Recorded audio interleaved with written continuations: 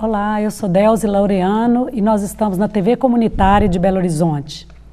Neste momento, nós estamos dando início a mais um programa Inconfidências Mineiras. Neste programa, nós trazemos sempre notícias boas.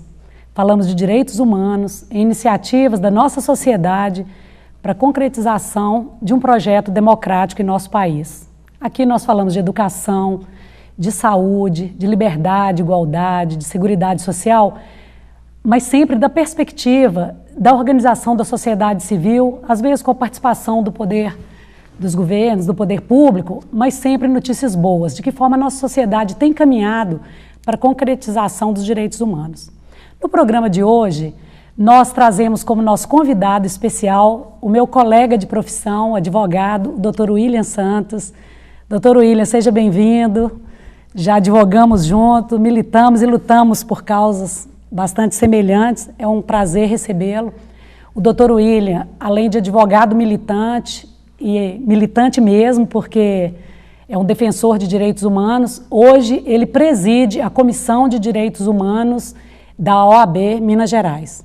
Dr. William, vou te chamar só de William, porque é meu Perfeito. Colega e é um advogado bastante popular, no sentido mais respeitoso da palavra. Gostaria que você se apresentasse, já participou de alguns programas, em tempos pretéritos aqui na TV Comunitária, mas fala para nós um pouco da sua trajetória de vida e a profissão de advogado na sua vida. Tá certo. Eu agradeço a nossa participação, agradecer vocês. E é um prazer estar aqui com a Delzi e o Frei Gilvander. Até desculpa, eu cometi um lapso aqui, Já estão acostumados no programa, comigo apresenta o programa. O Frei Gilvander Luiz Moreira, que já é conhecido também aí no nosso programa, mas devido à dificuldade hoje de câmeras, acabou que ele não se apresentou. Obrigado, mas retoma a palavra aí para você. Tá certo, obrigado. Eu nasci em Belo Horizonte e sempre morei na nossa cidade capital. É muito difícil, Delzi, eu tenho uma dificuldade de falar de mim mesmo. Só Sim. Já abri essa confidencialidade aqui. Formei pela UFMG em 93, a gente tem pós-graduação em Direito Público e trabalho desde os 12 anos de idade. Sempre estudei em escola pública na minha vida. Quer dizer, aquela história, Você trabalha o dia inteiro e estudava à noite. E a gente tem uma trajetória de uma vivência muito profunda, nas organizações populares de Belo Horizonte. Militei muito no movimento estudantil, secundarista, no movimento estudantil, na reestruturação da UEA no Estado, do DCE da UFMG, onde nós estudamos, e também na construção, também, algumas eleições da União Nacional do Estudante. Então, a gente já tem essa trajetória. E isso, coincidentemente também, veio casar com aquela situação que as pessoas têm que fazer, trabalhar para sobreviver. Então, eu trabalho também desde os 12 anos de idade, já fui office boy, depois trabalhei numa grande empresa, e lá dentro fui promovido, e cheguei depois a trabalhar, numa época, como promotor de vendas, quer dizer, trabalho externo, rodava as lojas de Belo Horizonte, depois vendedor. Com detalhe, quando houve uma situação de promoção para ser vendedor nessa empresa, eu tive que sair do estado, A filial aqui era muito grande, fui trabalhar, fiquei mais de 1 ano e meio trabalhando em Brasília, fazia Brasília, Goiânia e Anápolis. E a gente já tinha muito contato com alguns movimentos, e isso a gente amadureceu muito, Eu com 18 anos de idade, então eu fui trabalhar como vendedor, substituindo, aliás, um vendedor que tinha 55 anos na época, Então, sua vida, a responsabilidade na sua vida começa muito cedo. Muito cedo. Isso é bom que a gente amadurece muito, E do ponto de vista também das atividades políticas, nós nunca deixamos isso para trás, No movimento estudantil, associação de bairro que a gente participa até hoje, e nos movimentos sociais, E eu acho que isso foi importante também, é importante até para a solidificação, do conhecimento e da cultura das pessoas. Então não adianta, E eu acho assim, as pessoas só aprenderem aquilo que está nas salas de aula, Mas o dia a dia e a vivência, e a gente sabe que isso aí é muito importante. Então é um pouquinho dessa história nossa, não vou me estender muito, porque eu tenho essa dificuldade de falar de mim. Não, mas tá bom. Você vive, William, voltado para fora, Eu prefiro, fico mais à vontade. Exatamente.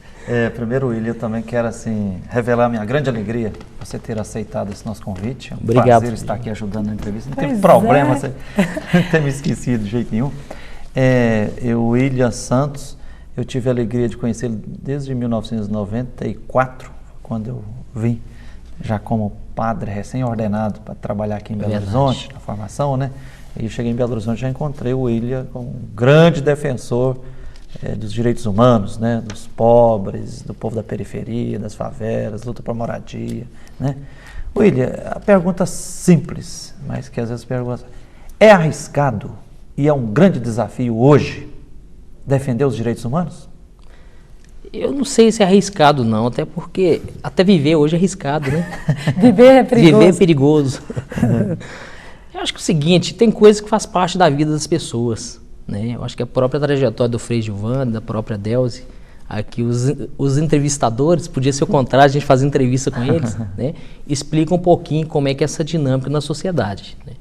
É interessante, e a gente fala com tranquilidade, que tem certas coisas que você é procurado, né? Eu até esqueci de falar, eu tive um bom tempo como advogado da Comissão de Direitos Humanos da Arquidiocese de Belo Horizonte. Então essa vivência também, desde a juventude, dentro da igreja, nos grupos de jovens da Igreja Católica, isso acende muito o espírito da gente, né, com relação às injustiças que são feitas na sociedade. E casando com isso, o conhecimento pouco que a gente tem e vai adquirindo com o tempo, faz com que a gente possa acompanhar, Frei Gilvan, daí vou pegar emprestado um termo que o senhor usa, se me permite aqui, só fala em defensores do povo, né? Então a gente fala que os verdadeiros defensores do povo são aqueles que são mal entendidos e perseguidos, tá? E é claro que com isso vem todas, né? E a Delze sabe isso muito bem, vem todas as consequências que acarretam nisso, né? De discriminação, né? Eu não digo você é preterido nas promoções, né? Eu não digo credibilidade, pelo contrário, você ganha grande credibilidade com isso e respeito, é o contrário, né? Mas você, ao mesmo tempo, você ganha desconfiança, porque as pessoas acham que você está brigando não pela justiça, mas por uma causa muito mais econômica. Enquanto a questão econômica é sempre deixada em segundo plano, né? Nós já tivemos aqui em Belo Horizonte muitas brigas, né, com relação à questão do transporte coletivo, né? Nós fomos, inclusive, advogado da primeira ação popular aqui em Belo Horizonte, do país, aliás, que obrigou as empresas de transporte público coletivo urbano de fazerem aqui em Belo Horizonte a licitação pública. Tiveram êxito? Tivemos êxito, né? Eu lembro na época organizando o povo, fizemos reunião com sindicatos bancários, eu me propus, né, a ingressar com essa ação popular, né? O aumento que teve também de uma tarifa de telefonia, né? Logo no governo, no final do governo do Fernando Henrique, passou o governo do Lula, e aí descobriu-se no Brasil que o governo anterior do Fernando Henrique tinha feito um contrato que era baseado no dólar, contrato da elevação das tarifas telefônicas, do serviço de telefonia fixa. O que é até vedado por lei, né? Porque vedado por lei. Tem que ser moeda nacional. Foi subindo, o dólar subiu, chegou quase a R$4, que não esquece, final do ano do governo, os últimos períodos do governo do Fernando Henrique Cardoso.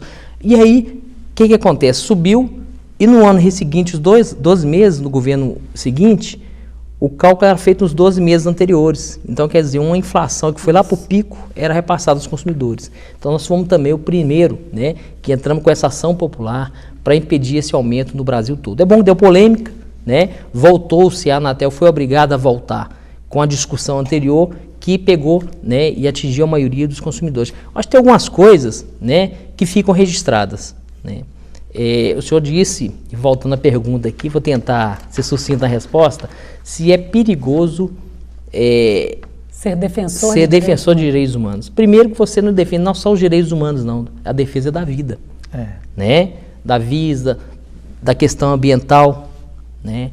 A questão do meio ambiente, a questão do ser humano, onde está colocado em toda situação, território, né? Não fica só dentro da questão penitenciária. Apesar de a gente também ter muita experiência nessa área, inclusive de situação muito triste em Belo Horizonte, né? Que nós denunciamos várias vezes no antigo depósito ali na rua Uberaba, quando existia lá, né, daqueles maus tratos que eram feitos ali na dependência da furtos e roubo da rua Uberaba, né? Direito de visita era eliminado, né? Eu até lembro, em 1994, eu era advogado da Pastoral de Direitos Humanos da Arquidiocese. E aí então, Nilmário Miranda era o deputado federal. E aí o Conselho Nacional Penitenciário tinha acabado de editar uma regra, uma resolução, que falava das condições, né, do sistema penitenciário, como deveriam ser, né, 3 por cela, metro quadrado, alimentação, visita. Aí nós pegamos aquilo, eu lembro que eu tinha um fusquinha branco, né? Nós pegamos aquela resolução do Conselho Nacional e fomos colocar em prática. Vai eu, advogado, e o deputado Nilmário, né, colocar em prática as dependências do DI. É claro que nós... Chamado Depósito da Lagoinha. É claro que nós fomos mal recebidos, né? E outra ocasião também, nós lembramos aqui, e essa é um pouco mais recente, mas não tão muito distante também, quando nós recebemos uma denúncia, né, que alguns presos que tinham assaltado um banco estavam sendo ameaçados, extorquidos, dentro das dependências da furto e roubo. Né? Foi uma situação dramática, né? O advogado do caso, que estava no caso, não era, não sei por que motivo, parece que ficou com medo, né? A família nos procurou e nós procuramos na época a Comissão de Direitos Humanos da Assembleia Legislativa. E fomos prontamente também recebidos pelo deputado Durval Ângelo. E para quem não esquece disso, foi eu, a Valdênia hoje, né? Era do escritório nosso, que está na Dom Helder. Acho que o Manuel, que foi estagiário na Pastoral de Direitos Humanos, a Carla, que está na Pastoral hoje também de Direitos Humanos, nós nos dirigimos àquelas dependências e, por surpresa nossa, nós fomos maltratados lá dentro, né? E a autoridade que chegou, que era o deputado Durval Ângelo, ele foi, né, impedido de entrar fisicamente nas dependências. Então são coisas que acontecem, né, mas que a gente não pode passar despercebido, senão você vai banalizar essas questões como se fosse uma questão que seria, né, uma questão que fosse cotidiana, né? E eu até achei estranho agora a fala recente do Lula, que falou que a polícia tem que bater mesmo depois que ele viu o Tropa de Elite 2. Falou que a polícia tem que bater em quem tem que bater. Eu acho que foi uma fala infeliz. Eu acho que a polícia, tanto a militar como a civil, elas ganharam uma dimensão muito maior, né? Nós tivemos até com o doutor Fábio Manhães, que foi colega meu na UFMG, que é o coronel hoje do DI, fui na inauguração, o convite dele. Nós vimos que a formação hoje, inclusive, na Polícia Militar, na Academia de Polícia Militar, inclui o curso de Direitos Humanos. Então, existe as pessoas preparadas também, como a sociedade também, existe também que a sociedade seja preparada, não para o confronto, mas para poder trabalhar em favor da vida, em favor da paz. Você falou um aspecto bastante interessante, que é essa questão da educação para os direitos humanos. Apesar do nosso tema no programa hoje ser o Programa Nacional de Proteção aos Defensores de Direitos Humanos. Não tem como fugir disso, né? Não temos como fugir disso, mas eu acho que nós precisamos de estar sempre lembrando alguns aspectos, porque no senso comum, quando nós falamos que tem presos que estão sendo maltratados, muita gente fala assim, alguma coisa boa ele não fez. Como se fosse normal o Estado, quer dizer, o Estado, a instituição Estado, privar da liberdade de uma pessoa e não dar as condições adequadas. Então eu vejo o seguinte, os defensores de direitos humanos, William, eles ainda são muito vistos como defensores de bandido. E isso está muito naquela primeira perspectiva de caminhada histórica dos direitos humanos, que é o direito humanitário, quer dizer, a proteção física, da integridade física das pessoas. Eu, como constitucionalista, costumo até dizer que deveria ser invertido na Constituição. Os direitos sociais e culturais, já que a nossa sociedade é democrática, e o princípio maior para mim é o princípio da igualdade, deveria, antes na Constituição, estariam os direitos coletivos, apesar que no artigo 1º da Constituição já está assegurado o princípio republicano e democrático. Muito genérico, né? Muito genérico. Mas os direitos individuais, você vê quando quebra, viola o sigilo, por exemplo, da filha do Serra, vira um pandemônio nesse país. Mas quando você fala assim, vá até, por exemplo, um depósito, porque é até um absurdo falar depósito, né? Então eu acho que falta muita educação para os direitos humanos, né? Mas, William, eu gostaria que você já falou um pouco, quer dizer, a sua própria trajetória de vida, ela já te cria uma sensibilidade para lidar com as questões humanas, o sofrimento. Nós nunca vamos ficar indiferentes ao sofrimento humano. Verdade. A injustiça, a degradação do ambiente onde os seres humanos vivem. Mas tem pessoas que nos inspiram. Por exemplo, na sua posse como presidente da comissão da OAB, você prestou homenagem para a Dona Helena Greco e para o Vicentão. Eu queria que você falasse, vamos retomar, não vamos, porque quando nós esquecemos nossa história, também nós corremos o risco de estar ou reinventando a roda ou também sendo injusto com tantas pessoas que nos precederam, né? Acho que quem te inspira aí hoje, não só apenas em Belo Horizonte, mas como defensor de direitos humanos, quem é aquela pessoa que você fala assim, esse é o cara, ou essa é a mulher, né? Ou não existe isso, você tem uma admiração especial por alguém que é defensor de direitos humanos e que foi, assim, perseguido? Delza, você então, amplo, os lutadores sociais. lutadores do povo, seja na organização social, né, na organização sindical. Agora, Belo Horizonte, é claro que tem uma história, sim, o país nosso tem histórias, e a gente aprende com essas histórias, né? Eu acho que são pessoas que são respeitadas, deixou um legado, esse legado fazem escola, tá? Mesmo que na época, a contragosto de uma maioria, de uma população que era míope, ou continua sendo com relação a algumas situações colocadas. Jesus tinha que voltar e curar muita cegueira, então, né? Tinha, e é verdade. Mas que coloca a gente de plano em situações. É ruim ficar falando em nomes, mas quando, por exemplo, na nossa posse na comissão, a simbologia, essas duas pessoas foram símbolos, né? Elas representam muito mais outras pessoas, né? Mas o Vicentão, por exemplo, Vicentão é um advogado conhecido que advogou muito, está vivo ainda, graças a Deus, muito na década de 50 em Belo Horizonte. Então as primeiras ocupações, por exemplo, do Cabana, na época do JK... Era crime, né? Era crime. E era um negócio contraditório, porque o grande latifundiário que tinha aqui chamava Antônio Luciano da Faial. Antônio Luciano comprava aquelas terras ou tomava, pegava uma terra pequena e cercava muito mais e fazia isso no interior. E na capital. Então as pessoas saíam do interior e vinham para a capital. Quando vinham para a capital, era na maioria, como foi a questão do Cabana, por exemplo, pessoas egressas de outras cidades, onde que foram, saíram correndo de lá para procurar abrigo em Belo Horizonte. E o que depararam? A mesma terra, né, que essa pessoa tomou, que tomou aqui. Tá? Então o que eles vão fazer? O povo se organizou. Né? O Vicentão ainda me falou uma coisa, que teve uma época que o Juscelino procurou ele pessoalmente. O Juscelino era o prefeito de Belo Horizonte. Sim. Virou para ele e falou assim, olha, nós vamos uma guerra aqui não, seu Vicente. Você está com o seu povo aqui, isso na região do Cabana, década de 50. Você está com esse povo aqui, então nós vamos colocar luz e colocar água para esse povo. Então, quer dizer, foi uma inversão que se teve aqui na cidade. E olha que nós estamos falando de uma pessoa que é admirada nesse Brasil todo, que é Juscelino Kubitschek. Tá? Então, esse símbolo da dona Helena Greco, que, aliás, grande figura, tá expoente aqui, está viva ainda, né? Na luta aqui da cidade, é o símbolo da anistia nossa em nível nacional, né? Que Belo Horizonte, inclusive, muito contrário do que as pessoas falam, tem história, até porque eu acompanhei isso pessoalmente. Era estudante ainda, moleque, né? A gente precisava de material para fazer campanha, né? De Grêmio, aquele troço todo. Quem que a gente recorria? Dona Helena Greco, vereadora de Belo Horizonte, atendia todo mundo, né? Isso fazia com que a gente aprendesse também, né? Que uma Câmara de Vereador, por exemplo, não é só para pessoas ir pedir, não, mas é poder discutir as questões da cidade. Isso ela colocou muito bem nisso. Isso ela colocou muito bem. Então, na verdade, são esses símbolos, então, que a gente quis resgatar, até para mostrar, por exemplo, que a Ordem dos Advogados também, ela tem essa viés que teria que ser mais popular com relação ao reconhecimento dessas pessoas. E o Vicentão, né, ao contrário, as brigas políticas que teve no passado como dirigente da OAB, teve, na verdade, foi um rompimento com aquilo. Então a gente restabeleceu isso, né, falar que a OAB, inclusive, a Comissão de Direitos Humanos, como qualquer outra entidade, tem que preservar essa história e lutar pela história. William, assim, eu fico muito contente de estar proseando sobre isso aqui e querer revelar algumas alegrias que eu sinto aqui em Belo Horizonte. Uma delas é ter você na presidência da Comissão dos Direitos Humanos da OAB Minas. Você está de parabéns. E pela sua história, não é por acaso que você galgou e foi convidado para assumir essa responsabilidade, né? A professora Delcio também está fazendo parte da Comissão dos Direitos Humanos, né? Está emprestando Quantos tem hoje trabalhos na comissão? Deixa eu falar um pouquinho mesmo. Na verdade, a comissão hoje é uma das comissões que tem mais integrantes, é a nossa. E eu vou falar com qualidade, tá?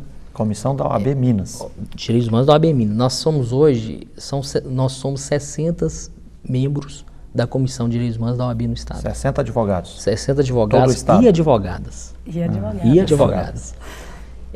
Espalhados por todo o Estado. E essas pessoas, diferentemente, são pessoas que vieram e foram convidadas. Por exemplo, nós tivemos a honra de receber a professora Delzi, uma das pessoas que mais entende da questão agrária, que para a gente é importante no Estado e no Brasil. Isso para a gente é importante. Nós tivemos a honra de colocar na comissão, de trazer, por exemplo, outros companheiros, o Rafael Pimenta, Juiz de Fora, que tem uma trajetória, sempre tem uma trajetória aqui, né? Outros companheiros, é ruim ficar citando nome, lá por exemplo, de Divinópolis, a companheira Heloísa, né, que foi militante há muito tempo e advogado militante naquela cidade e conhece muito, até com ela nesse final de semana, passou por Belo Horizonte. Então são pessoas que, por exemplo, que estão na comissão, mas que têm uma vivência, tá, no meio sindical, no meio popular, né, e que na verdade somam essa trajetória no conjunto, né? Isso que a entidade precisa. E até para falar aqui, lembrar que a gente não ganha nada na OAB não, viu? É um trabalho voluntário. Honorífico. Responsabilidade, não ganha nada de né? responsabilidade, mas também, tá? É a casa do advogado, tem que ser uma casa nossa. Então, acho que é a primeira vez que a comissão, em nível de Estado, né, sem nenhuma discussão que foi feita anterior, até porque já trabalhamos muito na Comissão de Direitos Humanos, como aliada em outras situações, uma época muito pesada, na década de 80 em Belo Horizonte, né? A OAB, a Comissão de Direitos Humanos, tem um papel muito relevante e sofreu com isso, né? Foi lá as dependências da OAB que jogaram bomba, que ameaçaram as pessoas. Quer dizer, a história também da OAB não é só na questão democrática, não, mas que passa pela história de Minas Gerais. E nós cobramos, né? E agradecer ao presidente, né, o Luiz Cláudio, claro, essa oportunidade nós também. Estamos caminhando nesse sentido. Bem, Willy, nós vamos fazer um pequeno intervalo. Nós estamos, então, chegando ao final do primeiro bloco no nosso programa Inconfidência Mineira. Hoje estamos entrevistando o Dr. William Santos, que é advogado, militante, presidente da comissão da OAB Minas de Direitos Humanos. E no próximo bloco nós falaremos, então, do Programa Nacional de Proteção aos Defensores de Direitos Humanos, que a OAB Minas Gerais está trazendo para a discussão e contribuir com esse programa. Muito obrigado, William. Nós voltamos daqui a pouco. Vamos aguardar, então.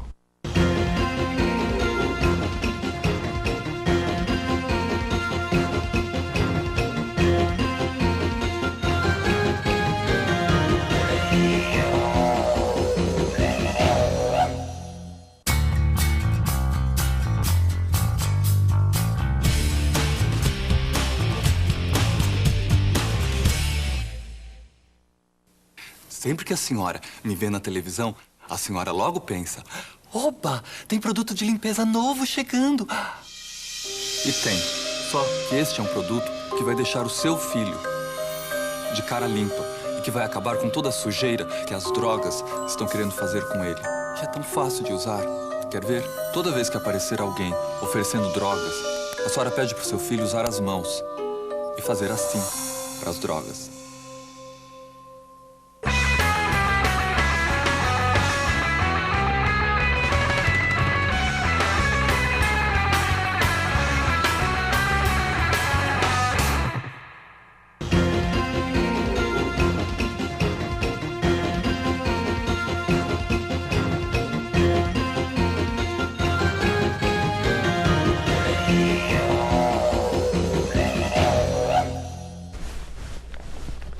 E você está na TV Comunitária de Belo Horizonte e nós estamos iniciando o segundo bloco do programa Inconfidências Mineiras, apresentado por mim, Delze, e pelo Frei Gilvander Moreira. No programa de hoje, nós estamos conversando com meu colega advogado, Dr. William Santos, presidente da Comissão de Direitos Humanos da OAB-MG. O William já nos falou aí sobre a trajetória de vida, sobre os defensores de direitos humanos. E agora, William, nesse segundo bloco, eu acho que seria bastante interessante você dar essa notícia para os nossos telespectadores sobre as iniciativas que a Comissão de Direitos Humanos da OAB está tomando para implementar no nosso estado esse Programa Nacional dos Defensores de Direitos Humanos. Afinal, do que é isso que a imprensa, a grande mídia, ela não divulga, e se nós não corremos atrás, nós não ficamos sabendo.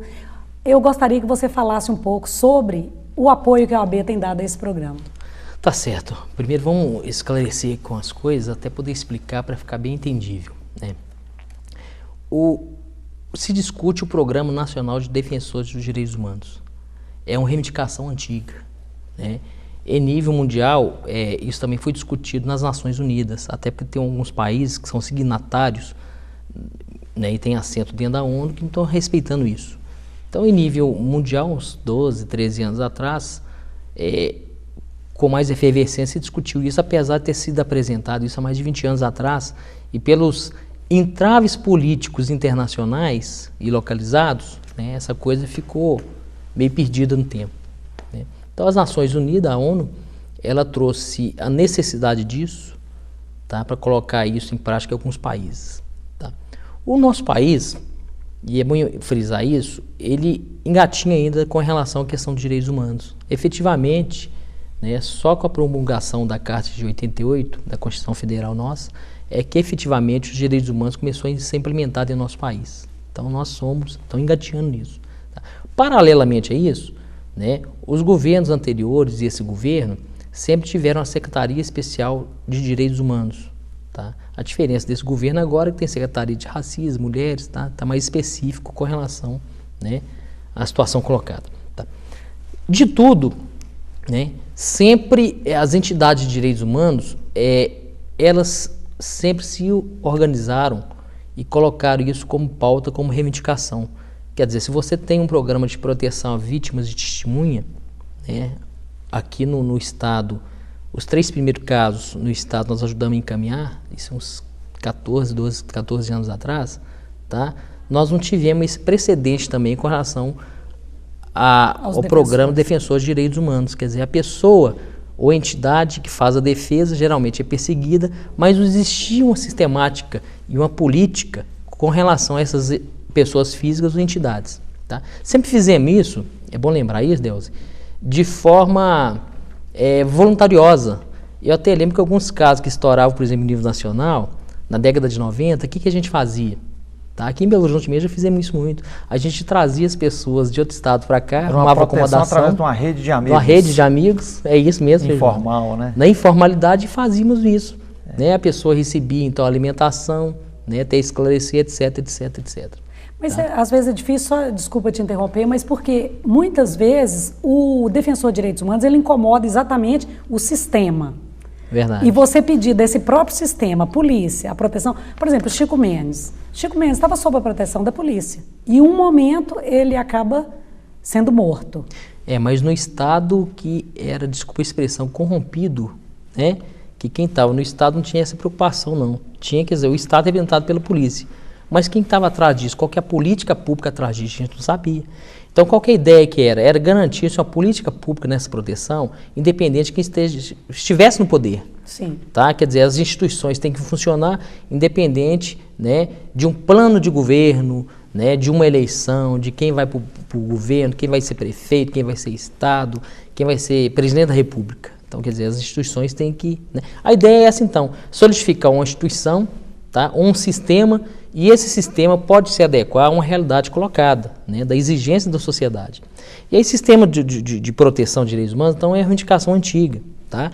E aqui, particularmente, tem um decreto de 2007 do presidente Lula, que ele trouxe isso na órbita, na questão mais real. Porque quando você traz isso dentro do poder constituído, né, isso quer dizer que você tem que dotar aquele espaço de recurso público, inclusive, para dar proteção efetiva, de transporte, né, de proteção da polícia, né, algumas pessoas estão ameaçadas de morte, inclusive. Antigamente a gente fazia isso de forma voluntária, né, fazia que a rede de amigos, eu lembro alguns casos, o Espírito Santo vinham para cá, o Espírito Santo é um estado que acontecia demais, as pessoas vinham para cá, a gente tinha relação com o Movimento Nacional de Direitos Humanos que coordenava isso informalmente, né, o CAJOB, por exemplo, de Pernambuco, nessa década de 80, 70, 80, 90, ajudou muito nessa compreensão, né, sempre trouxe a questão mais popular nesse nível e que foi aos poucos sendo implantado pelo governo federal.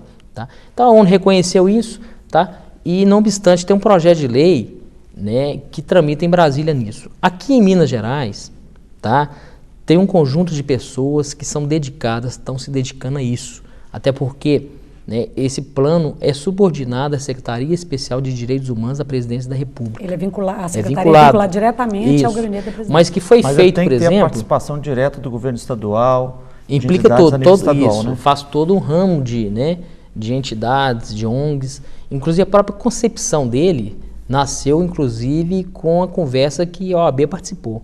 A OAB Nacional ajudou com outras ONGs, Terra de Direitos, por exemplo, que a gente conhece muito, ligado ao Paraná, que ajudou, né, pessoal do Ministério da Justiça e de outras muitas entidades ajudaram a construir a forma disso. Aqui em Minas, né, as pessoas que são pessoas... comprometidas que estão mexendo implementando o Estado, essa apresentação primeiro desse projeto, para a gente poder criar, então, essa estrutura dentro do Estado. Né? De qualquer forma, a gente adianta, tá, que nós marcamos semana que vem, a pedido da doutora Emília, grande companheira nossa militante aqui e conhecida, que está à frente desse projeto aqui, uma conversa nesse sentido. Para quê? Nós vamos, primeiro, a ideia é instrumentalizar os companheiros, né, os militantes dentro da comissão, com essa história mais recente, para trazer a óbito de hoje, para a gente poder ver como é que a gente encaminha isso para frente e o que a gente pode fazer, por exemplo, até a aprovação desse projeto de lei que tramita na Câmara Federal.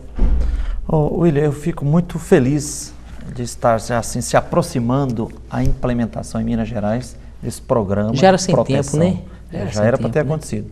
Porque nós estamos diante da seguinte realidade. Nós estamos numa sociedade capitalista, para usar lá parafraseando o Evangelho, diz assim, ó, cuidado com o fermento de fariseus e saduceus. Então, por exemplo, esse estigma que é trombeteado aos quatro ventos aí, dizendo que quem defende direitos humanos está defendendo bandido, isso é fermento de saduceu. Isso não está conforme a perspectiva cristã evangélica. Por quê? O que faz? Nós temos uma sociedade estruturalmente injusta, aí quando as pessoas se comovem com a dor e com as justiças e se associa para defender a dignidade humana, diz, não, eu estou defendendo bandido. Quer dizer, quer manter uma estrutura injusta. Né? Não, as pessoas praticam direitos humanos todo dia, às vezes nem sabem, né? Todo dia eles praticam direitos humanos, defesa então nós nem precisamos sabe. quebrar essa grande mentira. Depois o fato concreto é que nos últimos...